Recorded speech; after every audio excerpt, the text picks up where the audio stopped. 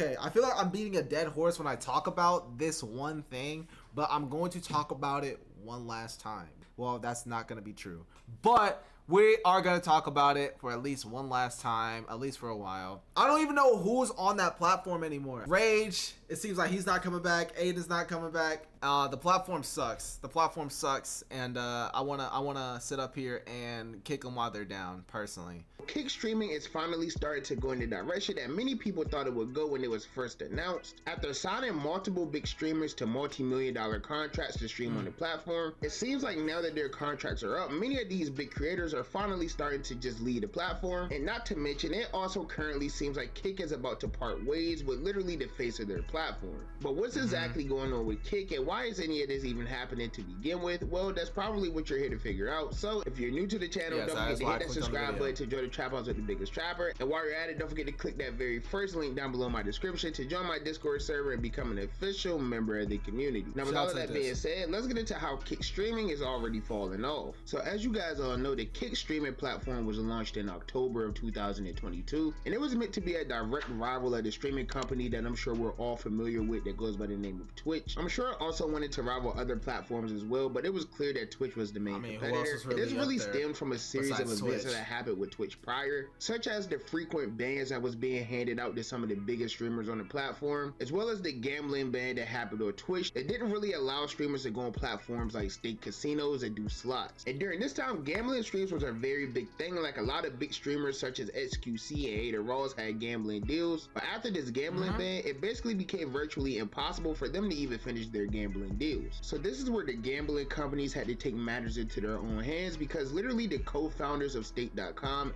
Craven and Bijan, will end up creating this Kick streaming platform. So it would make a lot of sense for Stake to go out and target some of the biggest gambling streamers that they had, because the platform was literally backed up by the CEOs of the Stake company, which was giving out these gambling contracts. So the first streamer that was really invested in Kick was no other than Trainwrecks TV. I'm pretty sure he owns a percentage of the platform as well, and he was really like the voice amongst streamers to really start marketing the platform. And then that would carry over to them landing one of the biggest streamers in the world in Ada Rawls, and he was predominantly known for his gambling streams around this point as well. And this would really be the origin of how Kick started. So when Kick officially signed Adin Rawls, this wasn't really that big of a deal, because we've seen companies try to rival Twitch before, such as Mixer, who also gave a very big streamer at the time named Ninja a large streaming contract worth millions of dollars just to stream on their platform. And unfortunately, many of us know how this story ended up going, with Mixer completely shutting down their platform and having to pay Ninja out millions of dollars. And the whole rivalry that Mixer tried to build with Twitch really didn't last no time at all. But things would be a little bit different with Kick. You see, unlike Mixer, Kick had better selling points, saying that we will pay you more money and we will be way more lenient with the rules. And to top it all off, we'll give you a very large amount of money just to stream over here for 1 year. I feel like that's where Kick really just went wrong. I feel like if you believed in Kick, you're just kind of an idiot. If you ever really believed that Kick was gonna ever do anything as a platform, then you probably, I don't know what to tell you, because they kind of are they were duping themselves from the start. And I'm gonna be honest, I thought Kick was gonna be a good platform, a good streaming platform for to rival Twitch.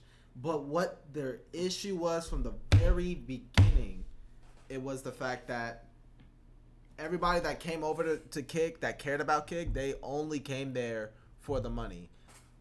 Oh, I gotta go finish my brand deal over at Kick. I can't do it at Twitch. I still need to get my money. Oh, Kick is gonna give me over 10,000 million.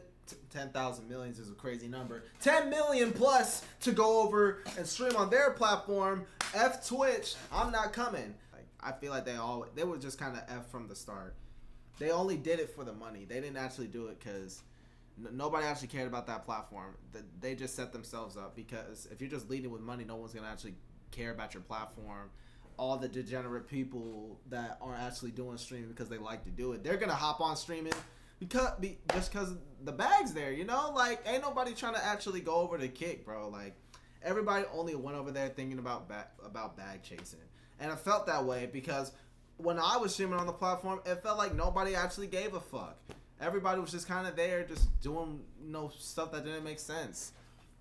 Like, nobody actually did it because they like making what they make, you know? It's just weird. It's just at a weird environment, and I'm kind of glad it's kind of ending, right? This was very enticing to a lot of big creators over on Twitch, and this would spark a bit of a shift within the whole streaming community. Kick started signing a lot of big streamers very quickly, such as streamers like XQC, Your Rage, Bruce Drop 'em Off, and even Nick Mertz as well. These were some of the biggest names on Twitch at the time, so when these creators leave at Twitch and accepted these Kick deals, it began looking like maybe Kick actually had a chance to take a shot at Twitch. But over time, major problems would start developing with Kick, and they began to build a bit of a bad reputation. Because of how lenient Kick claimed to be with the rules, a lot of degenerate streamers started coming over to the platform, and they really just started doing a bunch of things that a person would be instantly banned for forever on Twitch. There was a lot of fighting going on the Kick platform, as well as a bunch of derogatory slurs used towards like black people. I'm sorry, but whoa, hold on, we gotta rewind that. What did you just say? On the Kick platform, as well as a bunch of derogatory slurs used towards like black people or even homosexual people as well. And not to mention probably the most glaring issue with the platform, which was the amount of my bad, hold on, let me just check out the shoe collection real quick. Are those the Thunder 4s right there, or am I tripping? I must be tripping. But who wanted to see a Jack Doherty versus Neon beef? I would have thought they would have been best friends, because they just act the exact same. So I never would have thought they would have ever be beefing ever, because that doesn't even make sense. Like, don't you want to be around the people that you act like? They both act the fucking same. They're both annoying. So I don't even know why they were even beefing at all. But I don't know. It was just kind of weird seeing the beef.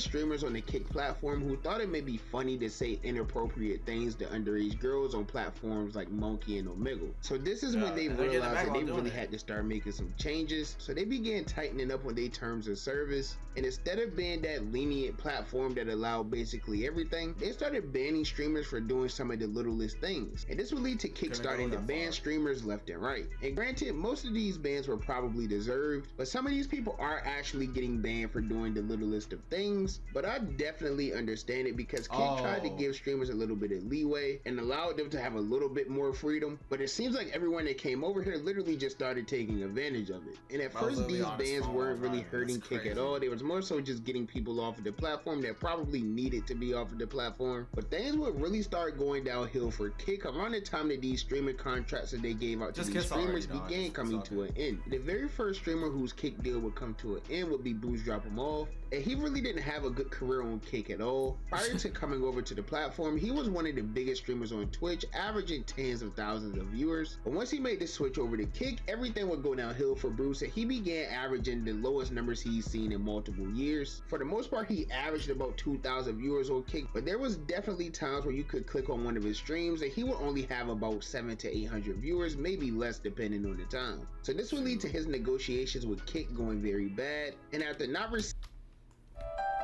do we really think that Bruce was averaging less viewers because of Kick?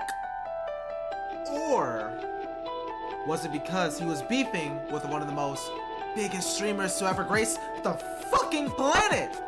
I mean, do it.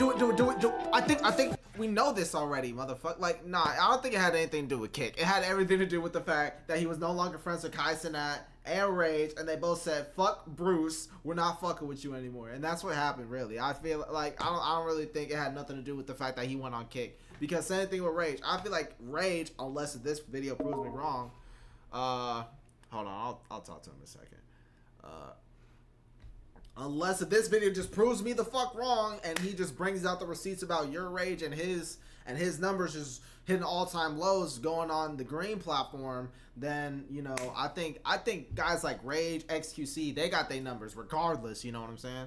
Because it don't take nothing to go to a different website. But Bruce, nah, he just, his old friend group said, nah, we not messing with him, and guess what? The viewers stopped messing with him too. So I don't really think that had all that much to do with the fact that he was on another platform. It was good enough for him. He ended up returning back to Twitch, and after he did this, it really showed to everyone else how much Kick could really hurt your career, because as I said, over on Kick, he was averaging under 2,000 viewers, but within his first week back on Twitch, he was pulling numbers as high as 20,000 and managed to accumulate over 10,000 subscribers in just the first few days he was back. So this Dang. would definitely be a statement to other big streamers that Kick had previously signed. But unfortunately, Bruce would end up receiving a lot of backlash for leaving the Kick platform. There was people saying that he didn't really put an effort in on Kick and he just really came over to the platform to get the money and leave. About 1 week ago, another big streamer named Nick Merckx announced that he was leaving Kick as well now that his contract was up. And this would end up being a very big blow for Kick because one of the main reasons Nick Merckx got signed was to bring more of a gaming audience over to Kick, because as many of you know, that entire platform really just caters to just chatting streamers and IRL streamers and things like that. So the addition of Nick Merckx was meant to bring over a different community. All of the viewers and gamers that came over to the platform with the Nick Merckx are likely leaving as well. But it only continues to get worse and worse for Kick because another very big streamer who they signed about a year ago that goes by the name of Your Rage, his contract with this platform is also up, and he hasn't made any announcement or decision about where he was going or whether he will be returning to Kick or not. But it is heavily speculated that he's going to be returning back to Twitch as well. But until Your Rage returns back from his vacation, we're not going to have an official confirmation on this at all. But he did make an announcement saying that he's going to be coming back to streaming this month. So we'll know at some point within the next 2 weeks whether he's going to stay on Kick, which is unlikely, or return back to Twitch. And if Rage does leave Kick, it'll be a very big hit for them because he's one of the only people who made the move over to Kick streaming and still managed to maintain around the same viewership that he would be getting over on Twitch. And I think these are... Yeah, that's what I thought. Like, I really don't think the platform had as much to do with it as people want to say. I mean, yeah, Bruce came back to Twitch, got 10K in a week, but I feel like that was more because it's like more people were like, oh my gosh, like this is the first time I've seen Bruce in a while, so let me go ahead and sub to him. Because I already knew bro was streaming over on Kick. I just didn't want to bother with him because he was beefing with Rage and Kai. But it'd be the craziest thing. It'd be the craziest thing after all this time, all this waiting for Rage to turn his stream back on, he goes back to Kick.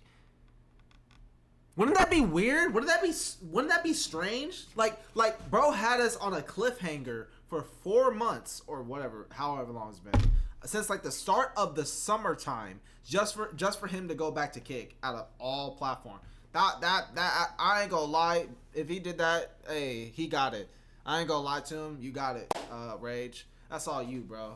And I think these are all authentic viewers, by the way. I don't think this is any view botting or anything at all because Rage does have a pretty tight-knit community who will support him no matter the platform that he's streaming on. But over the past few days, somehow it seems like things are just managing to get worse and worse for the platform because it is now being rumored that the person who's been the face of the Kick streaming platform for the last 2 years is allegedly parting ways with the company as well. That's right, Adin Ross, the person who you literally think of first when you think of Kick streaming, is rumored to be parting ways with the platform. And this came after it was announced that the CEO of Kick unfollowed Adin on social media. And Adin Ross will respond to this by saying that he had no idea about any of it or what was going on. But he's still going to continue to do the streams that he had planned, but he didn't know which platform he was going to do it on. Now, realistically, Adin doesn't have many options because he is permanently banned on Twitch. So, I mean, I guess he's just going to have to go to like Rumble or YouTube streaming or something like that. But either way, if the rumors are true and Adin is officially parted ways with Kick, it's basically over with for the entire platform. I'm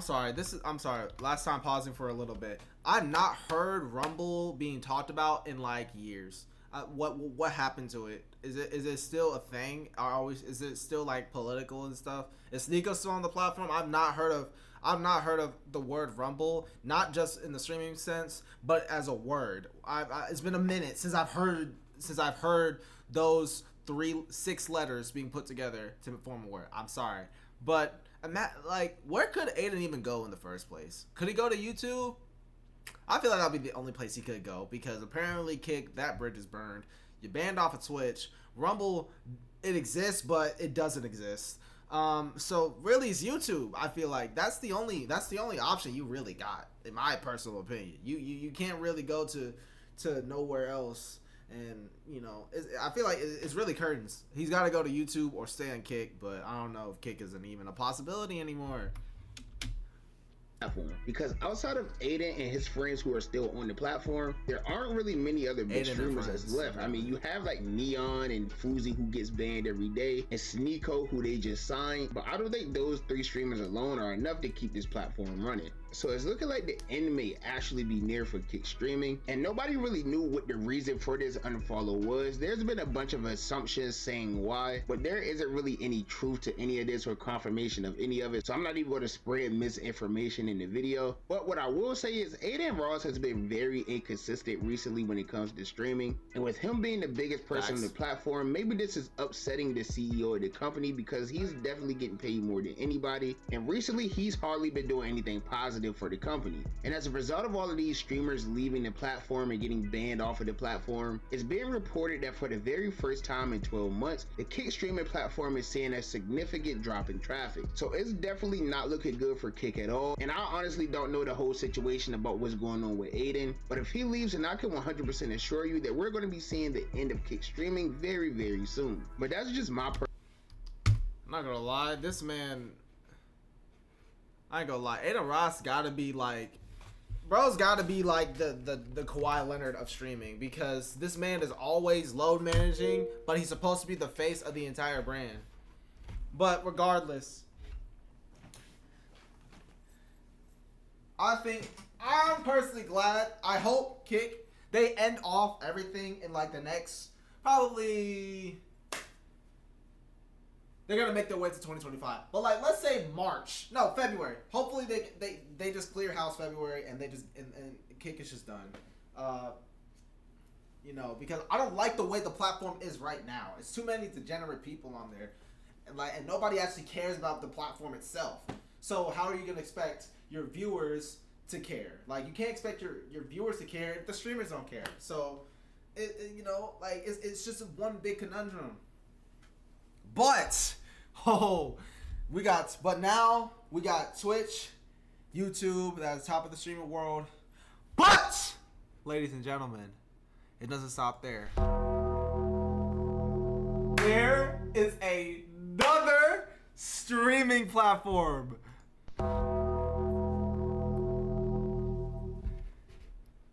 It's called Party. You will rest.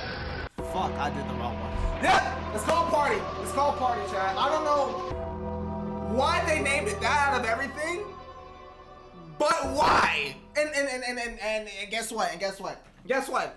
Jack Doherty's on the platform as well already. So they already lost Jack, which, who's gonna watch him? Who's gonna watch that man do anything? And so is Adin gonna go to Party now? I don't know. I kind of want to do a video on that as well. But anyways, until then, I'll see you boys later. Make sure you guys follow all these social medias up here. Check out my streams. I'm live every single day. I'll appear on your live notifications at some point. And yeah, I'll see you boys later. Peace out.